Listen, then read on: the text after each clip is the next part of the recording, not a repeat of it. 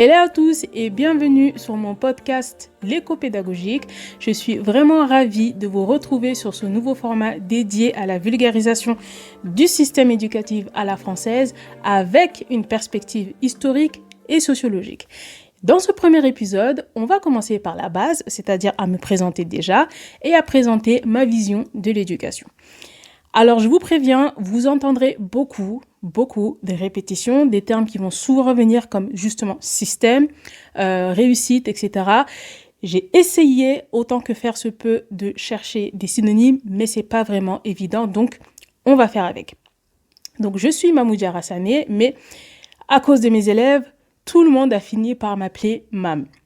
Je suis conseillère pédagogique, c'est-à-dire qu'en fait, j'aide les parents à mieux appréhender la scolarité de leurs enfants. Mais à la base, j'ai une formation en sociologie et en histoire, donc au début, je suis bien éloignée du monde de l'éducation.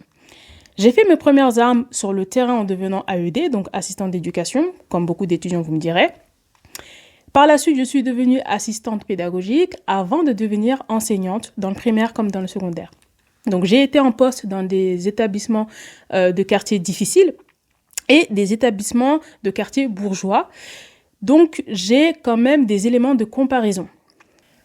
Pendant toutes ces années en poste dans l'éducation nationale, j'ai pu constater en témoin oculaire, on va dire, les carences du système éducatif à la française. Et je précise bien système éducatif à la française parce que, comme vous devez bien vous le douter, ailleurs, ça ne se passe pas comme chez nous ici en France.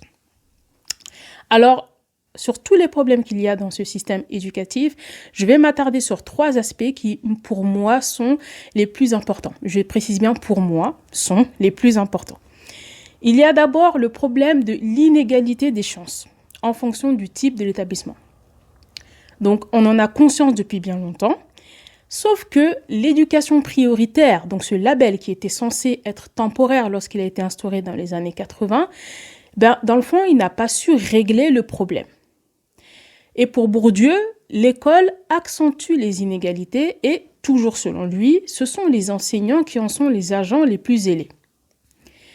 Deuxième problématique pour moi, c'est une problématique d'ordre politique, c'est-à-dire qu'on fait réforme sur réforme au gré des humeurs des politiciens et on n'a parfois même pas le temps d'évaluer la portée, l'efficacité d'une réforme qu'une autre est déjà en préparation dans les coulisses. Et pour finir ce tableau, il y a un problème lié à la responsabilité de l'échec du système scolaire. Bien souvent, ce sont les parents qu'on va blâmer. Et c'est bien pratique dans le fond parce que ce sont les seuls qui ne possèdent aucun pouvoir décisionnel dans l'éducation nationale à l'heure où je vous parle en fait. On peut les consulter, mais ils n'ont pas de pouvoir décisionnel. Lorsqu'on fait face à des cas difficiles, par exemple en classe, dans les écoles, on va automatiquement pointer du doigt les parents. Au contraire, lorsqu'il y a réussite, là, comme par hasard, c'est l'école ou le système que l'on va justement féliciter pour montrer que les choses fonctionnent et vous voyez, il y a des réussites. Donc, si on est prompt à déléguer la responsabilité de l'échec aux parents, moi j'ai une seule question, plusieurs en fait. Pourquoi est-ce qu'on ne les forme pas ? Il faut savoir que chaque membre de la communauté éducative a des formations. Les enseignants sont formés, les personnels de direction sont formés. Tous ceux qui travaillent, qui gravitent autour des écoles sont formés et ensuite ont aussi des formations en continu pendant leur poste. Les parents, non. Donc, encore une fois, pourquoi ne pas les former ? Pourquoi ne pas leur montrer concrètement comment aider au mieux leurs enfants ? Par exemple, beaucoup avouent être perdus avec les devoirs. Pourquoi ne pas créer un atelier pour leur montrer les différentes méthodologies d'apprentissage ? Eh bien, en réalité, le système scolaire français n'est pas pensé pour intégrer les parents de façon pleine et entière dans la communauté éducative. Et je vais vous donner un exemple. Parmi la pléthore d'informations qu'on reçoit à chaque rentrée scolaire, est-ce que vous avez vu une seule fois passer une note d'information, un flyer, n'importe quoi, expliquant aux parents comment bien assumer leur rôle de parent d'élève. Non. Eh bien, c'est normal parce que tout est fait comme si être parent d'élève est quelque chose d'inné, que cela vient avec le packaging de parents en fait. Laissez-moi vous dire que rien n'est plus faux. Autre exemple, sous forme de story time cette fois-ci, pour ma première année d'enseignement, j'ai souhaité, en lieu et place de la banale réunion parents-prof de la rentrée, organiser pour les parents de mes élèves un moment convivial où chacun ramènerait de quoi manger et boire et où en fait on apprendrait tout simplement à faire connaissance, à échanger et à s'apprivoiser les uns les autres dans le sens que l'entendait le renard dans Le Petit Prince, si vous vous souvenez bien de ce roman.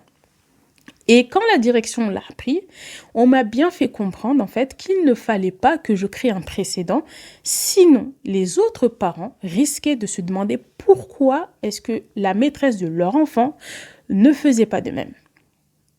Et on fait face à de nombreux postulats, de nombreux préjugés au sujet de la réussite éducative. L'un des plus répandus, c'est l'idée que l'échec ou la réussite est due à l'origine sociale.